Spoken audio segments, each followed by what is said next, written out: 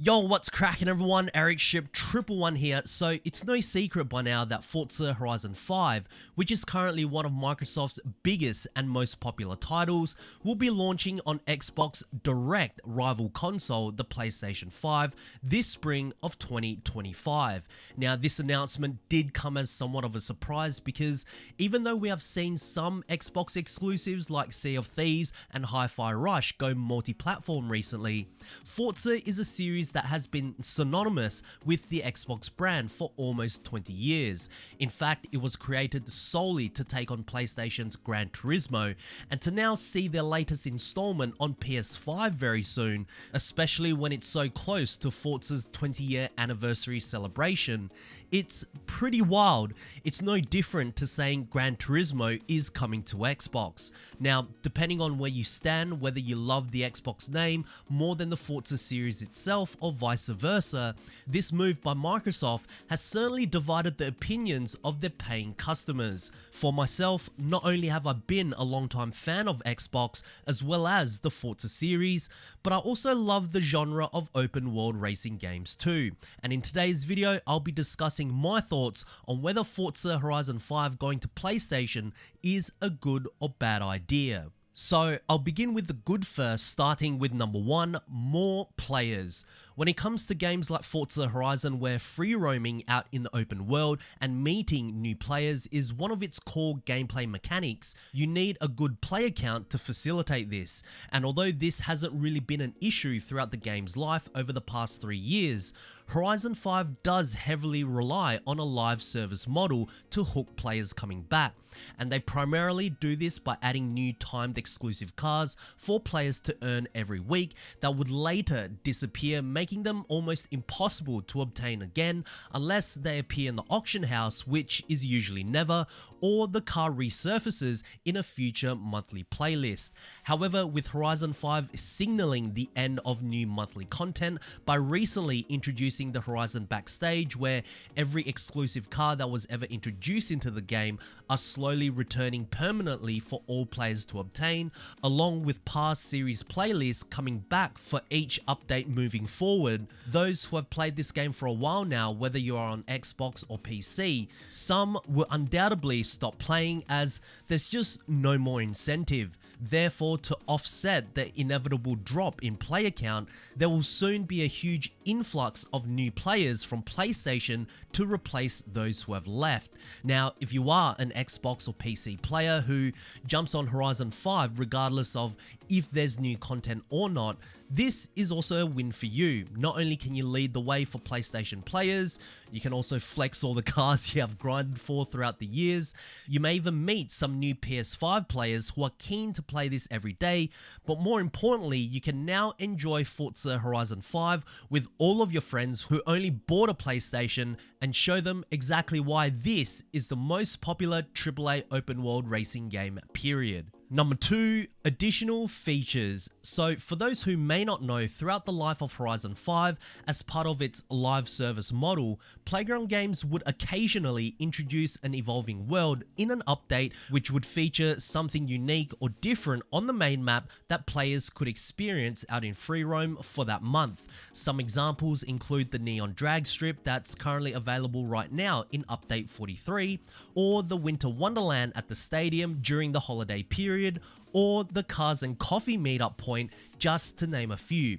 However, because many of these evolving worlds were brought in exclusively as a monthly update, most of them end up disappearing once the next series commences, which is unfortunate because newer players may perhaps never get a chance to experience any of these evolving worlds, and also long-time players may also want to revisit some of their favorites. However, with Horizon 5 launching on PlayStation, Playground Games will introduce a special content update called Horizon Realm, which is a feature that will give players the chance to explore a curated collection of some of the community's favorite previously released evolving worlds. Now, I truly believe this additional feature was designed specifically for PlayStation users, as it will give them a chance to catch up on all the different evolving worlds they have missed. But the best part is that this feature will also be made available for Xbox and PC players too. For myself, myself, I loved the unique coffee shop Horizon 5 made for update 36, and to now know that I will get a chance to revisit this once Horizon Realm is introduced is awesome to hear. On top of that, there will also be other surprises which Forza has teased that I believe Xbox and PC players probably wouldn't have gotten if Horizon 5 wasn't going to PlayStation. So I'm curious to see what the additional surprises are, and I guess we have the PS5 version of Horizon to thank for all of this. Number 3, keeps other racing games honest. When you look at the current landscape of open world racing games on console right now, there aren't that many to choose from. You have Need for Speed, The Crew, and Test Drive Unlimited. That's really it. Now, one thing I love about Need for Speed is that they aren't bothered by what Forza Horizon is doing. Whether that's a blessing or a curse, I don't know, but at least Need for Speed will always have their own identity, whereas The Crew, a series that once allowed players to explore all across America, whether it's by air, water or land, and instead of further developing that idea to transcend the series, they completely abandoned it by introducing a Horizon Festival-like racer in a much more confined environment with Motorfest. Now, I'm not saying that Motorfest is a bad game.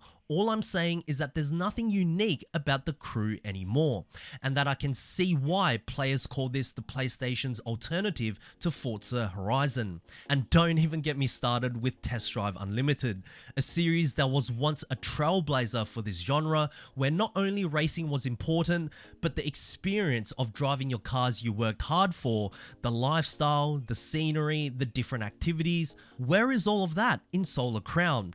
I feel like this game was designed based on the criticisms that the Forza Horizon series has had throughout the years, such as, can we get a Horizon game set in Asia? The cars are too easy to obtain, you earn credits too fast, and the result is a grindy open world racing game set in Hong Kong while completely forgetting what made Test Drive Unlimited special in the first place.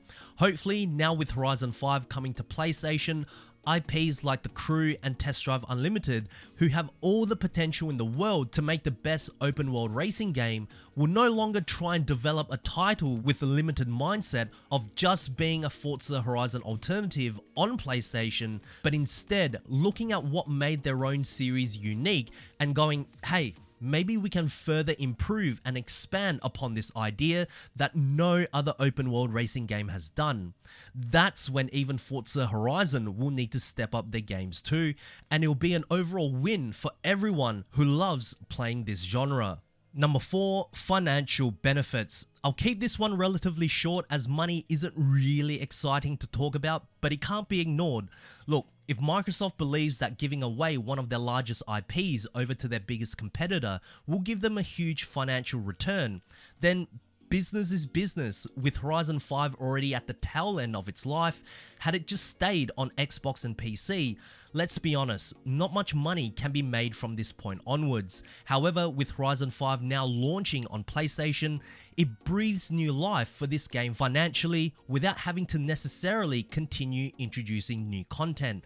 And if the revenue generated is used to further develop the next Horizon title or even the next Xbox console, then this should really be a huge positive. Or is it? Which now leads me to the bad news. With the first point, does this mean no Forza Horizon 6 in 2025? Now, if the announcement of Horizon 5 coming to PlayStation did not exist, I think most Horizon players would have been more inclined to believe that the next Horizon title would release this year. No way do I think that Microsoft would starve their own players from such a huge and successful series by not releasing the next Horizon installment this year, especially when there is already no more additional content being introduced from March onwards. Even back in 2021, Forza Horizon 4 had its last proper monthly update after Horizon 5 was announced, so even though there were no more new content being introduced, at least their players knew that Horizon 5 was releasing soon, so it wasn't so bad. But this time, we don't even have an announcement for the next game and Horizon 5 is already ending. Surely Microsoft aren't going to make us wait another year or two, right? Well, with Horizon 5 launching on PlayStation, I'm not so sure anymore. Why? Well, if Microsoft uses Horizon 5 on PlayStation as part of a metric for the game as a whole, then is there any need for Horizon 6 to even launch this year? The huge influx of PlayStation players will certainly extend the life cycle of the game by an extra year or two just by player count alone. So why not run that money train dry before we release the next Horizon game? To me, that certainly sounds like a possibility. Now, I know what some of you may already be saying. Well, Eric, Horizon 4 launched on Steam the same year as when Horizon 5 released. Well, yeah, I guess, but remember, Horizon 4 was already on PC at this point. It was just being sold on a different platform service, so I never saw it as that big of a deal, at least compared to the series going towards its direct competitor.